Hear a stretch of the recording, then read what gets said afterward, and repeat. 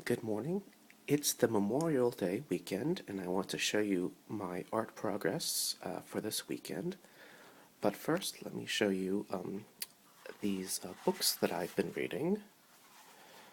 This first book, I've shown it before, is about the history of the comic book.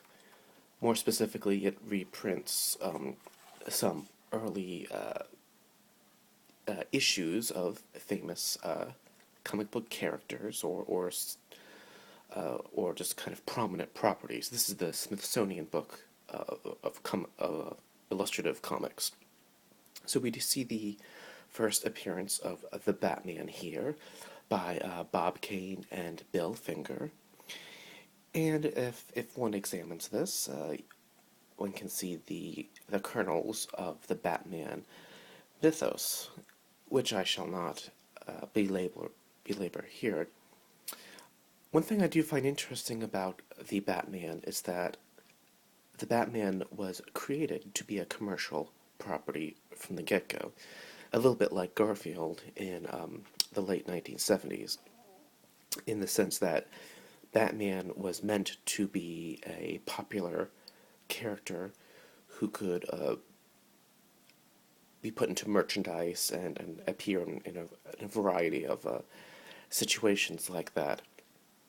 Also, the Batman drew upon some of the other comics and pulp of the days, such as The Phantom. There's a little bit of Prince Valiant. Prince Valiant had an episode with a man dressing as a bat and dissenting. A little bit of the Scarlet Pumpernickel from literature, and some other things. Now I know Bob Kane is a little infamous because he traced panels from his contemporaries and did other things like that. But just I do think it is worthwhile to look at some of these early examples of comic book art. We can already see how comic books were beginning to distinguish themselves from comic strips. Okay, now this second entry, I was not as familiar with this, was by Sheldon Meyer, who did a book called Scribbly. Not really a book. It was probably a chapter in a larger comic book, maybe just a couple pages, 2 or 4 pages a month. And this is about 1940. And what's interesting about this is that Scribbly is a parody of the superhero tropes, which had already been established by that time. So this is a little bit like if Mammy Yoakum decided to be a superhero. So the matriarch of the family dresses up as a comical superhero. The red tornado and hijinks ensue. And like other comic books of the era, you'll see very simple colors. And in the last panel, it looks like he took reader suggestions for gags, and it's fairly illegible. I'm not sure whether it was an issue of the technology or what. I do like the hand lettered quality of these older comics, but some of them are not legible, to put it lightly.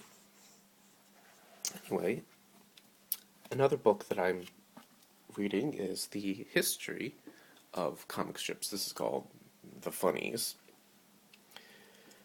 This has about a dozen chapters. Each chapter is about a decade in the life of the comic strip. I'm in the second chapter now. And we begin with basically the newspaper wars between Pulitzer and Hearst at the end of the 19th century and the dawn of the 20th century. And, whenever I think of Hearst, I think of Citizen Kane, for good or for ill, but it certainly kind of gives a backdrop, a slightly comedic backdrop to that man. And of course, we're all familiar with the story of the Spanish-American War and things like that, and some apocryphal tellings. Anyway, we really begin with the yellow kid here, And from The Yellow Kid, we get the term yellow journalism. You can kind of see an example of that there. And what's interesting here is that we can see how basically these early artists were engravers and illustrators, and how it took a generation or so for the elements of comic craft to come together. So the Yellow Kid's dialogue is often printed on his shirt. This is actually, I think, a kind of a fun thing that we don't see in comics as much anymore.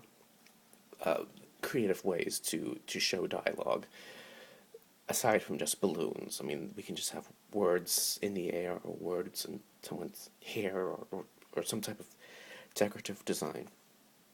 Okay, we have the Katzenjammer Kids. I think a version of the Katzenjammer Kids survives today. And Happy Hooligan. In this comic, we can see quotation marks around the dialogue. I find that interesting. Buster Brown, by the creator of The Yellow Kid. I think Buster Brown could be rebooted today. Maybe he and the Yellow Kid live in the same comic cinematic universe, and they have Scooby-Doo adventures. I think that would be fun. I think they should still live around the turn of the century. It could be kind of a steampunk thing. We can see a great deal of experimentation. I'm going to talk about Little Nemo at another time. I have a whole book of Little Nemo comics, and Winsor McCay deserves a great deal of talk. Anyway, so oh, and yes, and some of these comics nowadays look very steampunky to our modern eyes. And we get to the turn of the century, and comics become more of a middle class occupation. We start getting dailies, and I left off basically with the beginning of Crazy Cat, and Crazy Cat really should get a whole, well, I have a whole book of Crazy Cat comics. We can talk about Crazy Cat later. George Harriman is quite remarkable. Anyway, so my art progress for Memorial Day weekend, I am inking this book. This will be my entry to the State Fair as an altered book, and it's the story of a parade. It's basically an example to draw 100 yokai marching around. So it will take me a couple of weeks to ink this, and then I will paint this. And I will talk to you later. Goodbye.